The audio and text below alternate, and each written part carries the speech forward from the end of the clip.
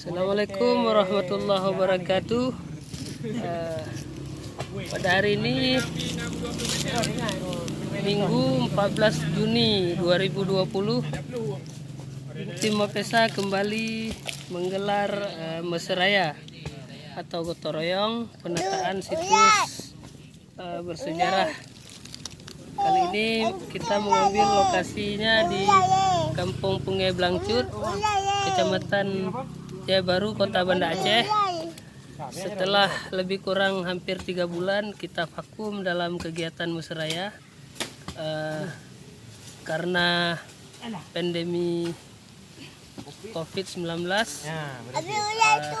Maka di masa new normal ini, pasca Lebaran juga Mapesa kembali menggelar kegiatan rutin yang biasa dilaksanakan pada setiap hari minggunya, yaitu pembersihan dan penataan situs cagar budaya yang tersebar di seluruh Aceh.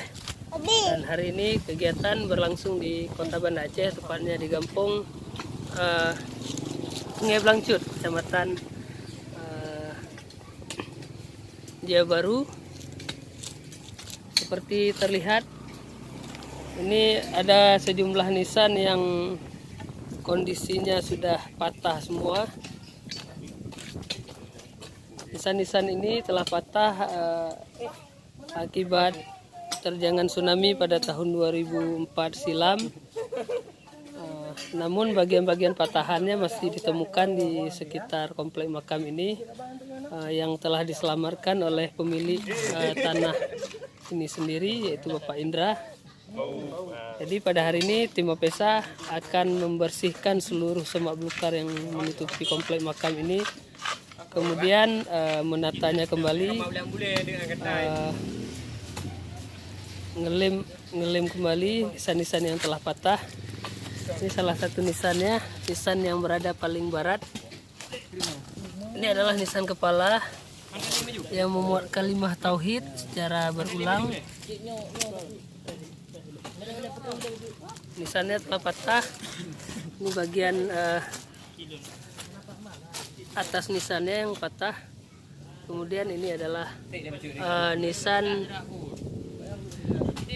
pinggang hingga pasaknya. Kemudian di sebelahnya ada nisan bersayap, juga telah patah.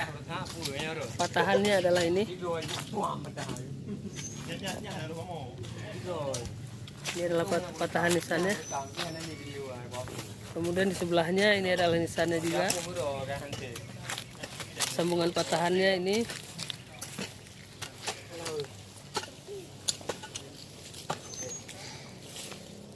Ini proses penataan salah satu nisan yang berada pada sisi paling barat. Ular nih, pegang.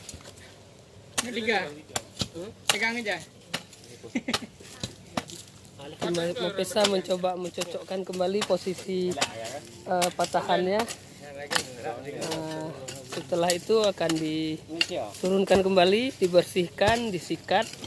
Kemudian akan kita semen menggunakan lem khusus yang bisa merekatkan kembali patahan nisan ini.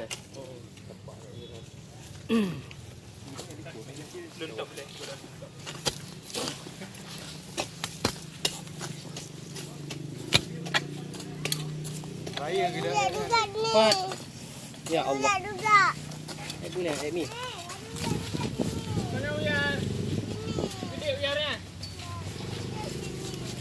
Itu yang terpahat pada nisan kaki. Awas belakang. Benar. Nisan ini sendiri memuat pita pada bagian puncaknya. Namun sangat disayangkan, inskripsi yang terpahat pada nisan ini telah haus dengan berbagai faktor, baik disengaja ataupun tidak. Namun terlihat ini adalah bagian-bagian yang telah digunakan untuk mempertajam parang ataupun pisau. Jenis batuan nisan ini sangat bagus digunakan untuk pertajam bahan-bahan atau parang. Ano, tama. Yung krepo.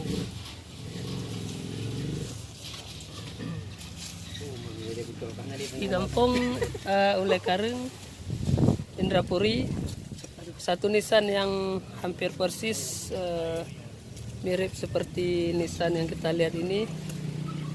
Pada inskripsi bagian kepalanya itu memuat kitab yang menyebutkan bahwasanya pemilik makam tersebut milik seorang sultan. Pada nisannya disebut Paduka Sri Sultan Alauddin Yahya Shah Dilullah fil Alam. Kemudian penanggalannya dalam bahasa Jawi disebutkan dia telah meninggal dunia pada tahun 993 Hijriah, atau jika dikonversikan ke dalam Masehi tahun 1585 Masehi. Dari itu kita bisa memperkirakan bahwasanya pemilik makam ini yang telah ditandai dengan nisan hampir serupa yang berada di Gampong Ule Kareng Indrapuri tersebut, yaitu Sultan Alauddin Yahya Shah yang wafat pada 993 Hijriah.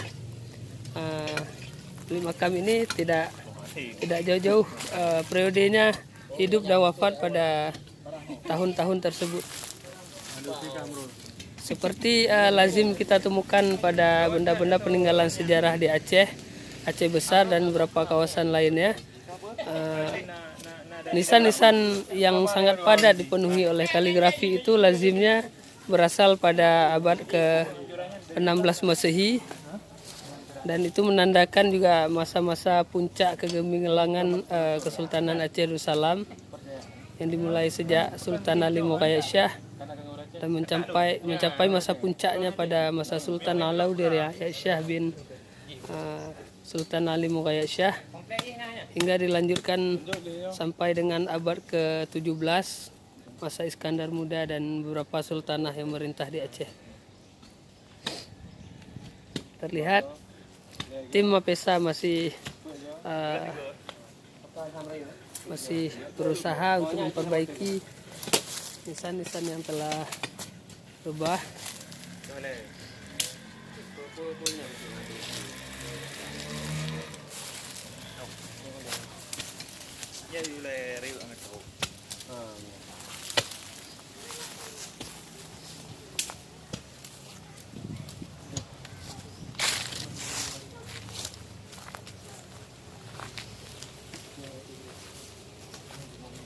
Beranjak dari komplek makam ini ke sisi timur, ada sebuah komplek makam lainnya yang berada di atas gundukan juga, dengan kondisinya juga sangat memprihatinkan.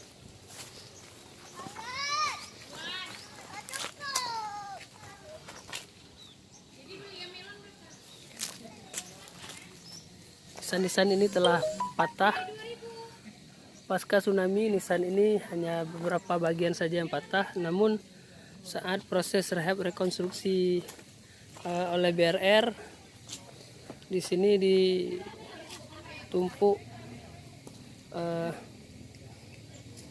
sampah-sampah bekas pembangunan, kemudian dibakar oleh para tukang yang melakukan pembangunan rumah di sini. Akibatnya hampir seluruh nisan di sini terbakar dengan suhu yang sangat panas, sehingga menyebabkan nisan-nisan ini pecah. Terlihat nih pada bagian puncaknya memuat kalimat tauhid, menandakan bahwasanya orang-orang yang hidup pada zaman tersebut telah memeluk Islam dan mentauhidkan Allah dan Rasulnya.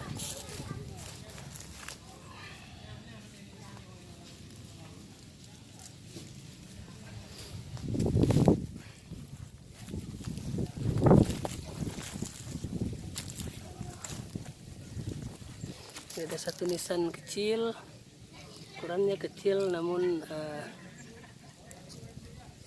posisinya tampaknya dia milik seorang dewasa juga, dengan dihiasi ornamen dan kaligrafi yang sangat padat dari bawah hingga puncaknya. Ini adalah bagian-bagian patahan nisannya, patah, hancur, kemudian sekian tahun tidak terawat,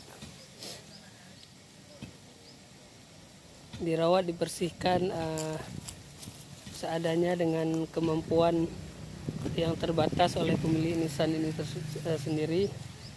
Kedua komplek makam ini telah dijaga dengan baik dan saban waktu dibersihkan oleh Bapak Indra yang merupakan pemilik lahan ini. Ini ada satu nisan puncak yang masih selamat.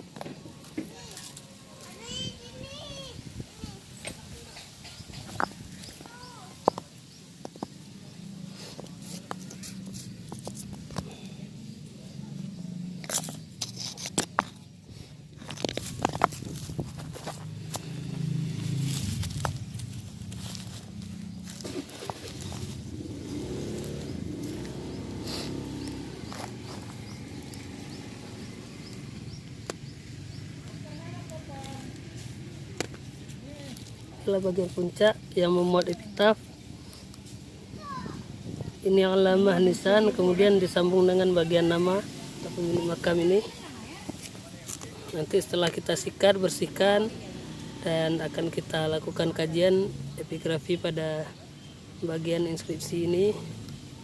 Insya Allah akan ditemukan atau akan munculkan sebuah nama dari pemilik makam yang berada di sini. Namun untuk posisi persisnya kita tidak bisa mengetahuinya lagi. Namun diperkirakan dia adalah bagian patahan daripada nisan ini.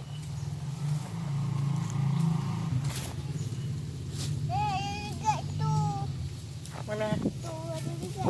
Saya juga. Si Mariki pada Nyonya. nah.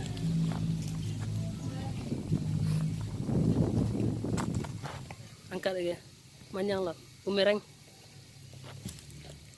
Ini adalah bagian puncak nisan yang memuat epitaf atau nama pemilik makam tersebut. Dia terpahat dalam aksara Arab. Model nisan seperti ini umumnya berasal daripada abad ke-16 Masehi.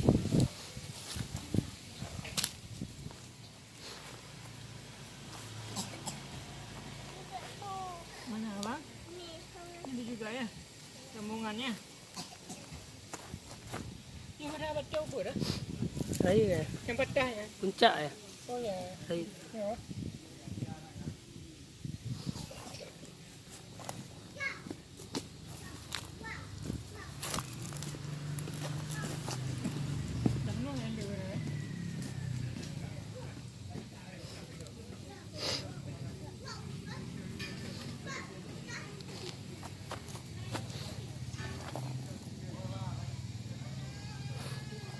Hati ya, tuh ya. Taruh. Demikian yang dapat kami laporkan dari lokasi Mesraya Timor Pesa di Kampung Pungi Blangcut, Kecamatan Jaya Baru, Kota Banda Aceh. Assalamualaikum warahmatullahi wabarakatuh.